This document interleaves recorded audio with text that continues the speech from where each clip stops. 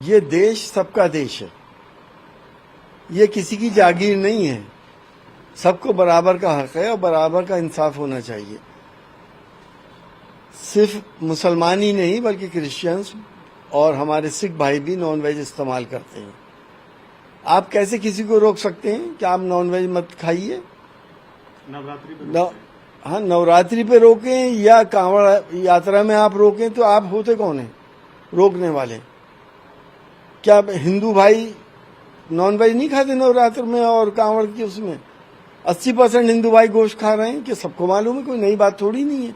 लेकिन क्योंकि vote polarise करना है, हिंदू मुसलमान करना है, लोगों को बेवकूफ बनाना है, धार्मिक ब्लैकमेल करना है, तो अब उन्होंने किया, चलो मुसलमान तो सबर कर लेगा, नहीं खाएगा, वो तो अपने फ्रिज में और डीप फ्रीजर में रख के वो खाता रहेगा घर के अंदर अंदर, बाहर से नहीं खाएगा। लेकिन जहाँ यहाँ 5 स्टार होटल्स हैं, चाहे बॉम्बे हो, चाहे मेट्रोपॉलिटन सिटीज हो, चाहे दिल्ली हो, वहाँ बीफ क्यों नहीं बंद करते? वो तो बहुत बड़ी आस्था का केंद्र है, वहाँ पे नॉनवेज क्यों नहीं बंद करते? कहीं आस्था है तो कहीं कारोबार है। कारोबार इस वक्त दुनिया में दूसरे नंबर पे बीफ के एक्सपोर्टर हम हैं, इंडिया से हो रहा है। वैसे गौ रक्षक हैं। तो ये क्या ड्रामेबाजी है? जो हकीकत है वो सामने लेके आइए, और आप लोगों की जिम्मेदारी बनती है, आप लोग लेके आइए। मुझे तो कहना भी नहीं चाहिए। उधर मध्य प्रदेश में नवरात्रि कुल से पहले जो गरबा की सनातनी क्रांति शुरू हो गई है, वहाँ पे अब जो गरबा पंडाल है उसमें मुस्लिमों के प्रवेश पे जहाँ रोक है और पहचान करने के लिए एक बराह भगवान की तस्वीर लगाई जाएगी। पहले वहाँ पूजा करेंगे जो लोग, वही एंट्री होगी। देखिए ये नौबत क्यों आई? मैं तो फिर भी इसके फेवर में हूं कि मुसलमान बच्चों को, मुसलमान नौजवानों को गरबा में हरगिज शामिल नहीं होना चाहिए।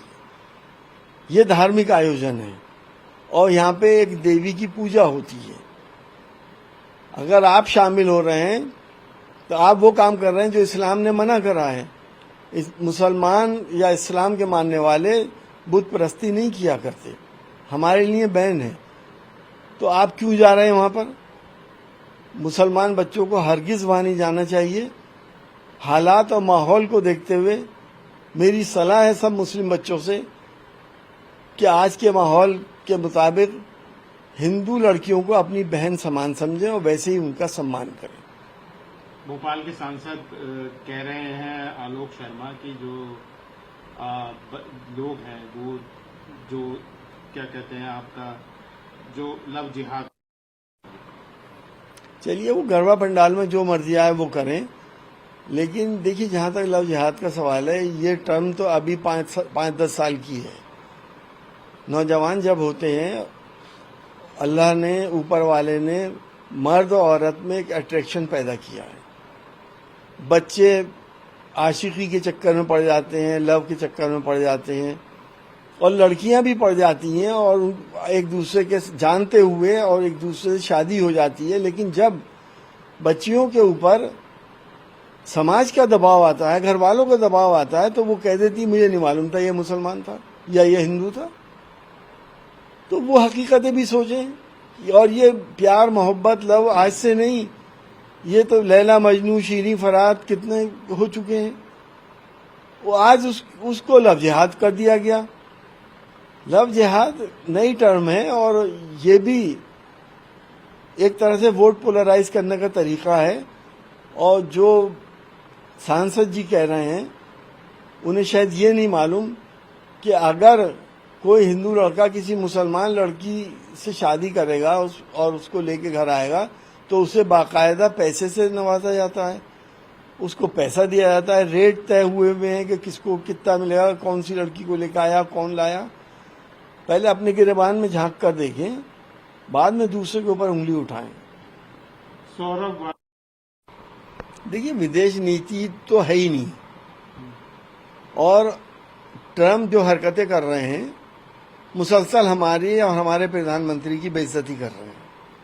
और हमारे प्रधानमंत्री हिम्मत नहीं दिखा रहे ये कहने की कि ऑपरेशन सिंदूर ट्रम्प के कहने पे हमने नहीं रोका था, और न ये वजह बता रहे कि क्यों रोका। या तो खुल के कहें कि ट्रम्प झूठ बोल रहे हैं, इतनी हिम्मत क्यों नहीं जुटा रहे, या ये एक्सेप्ट करें कि हाँ ट्रम्प ने हमें धमकाया, हमने रोक दिया। देश को क्यों गुमराह कर रहे हैं? उन्होंने H1 वीजा के इतने रेट बढ़ा दिए, हम तो वहां पे सिर्फ वो कह रहे हैं प्रधानमंत्री ने जिक्र भी नहीं किया। स्टडी करने जाते थे, ऐसी बातों का जिक्र क्यों करेंगे वो? क्योंकि हमारे ही एक प्रधानमंत्री ऐसे हुए पूरी दुनिया में जिन्होंने ट्रम्प का बहुत साथ दिया था, और आपको याद होगा बाकायदा कंपेनिंग करी थी कि अब की बार ट्रम्प सरकार। आज भी वीडियो चल रहे हैं उसके।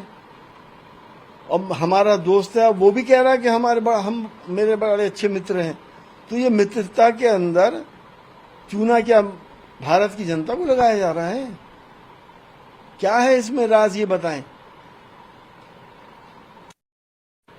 देखिए, इंसानियत ने, सारे धर्मों ने माँ का सम्मान सिखाया है। किसी को ये हक नहीं कि किसी की माँ के लिए असम्मानजनक शब्दों का इस्तेमाल करें। माँ माँ होती है, चाहे दुश्मन की हो या किसी की भी हो। जो भी प्रधानमंत्री जी की माँ का बेइज्जती करने के बयानात देता है, हम समझते हैं कि उसको इस बात से रोका जाए और कानून के दायरे में लाके उसे सजा मिलनी चाहिए।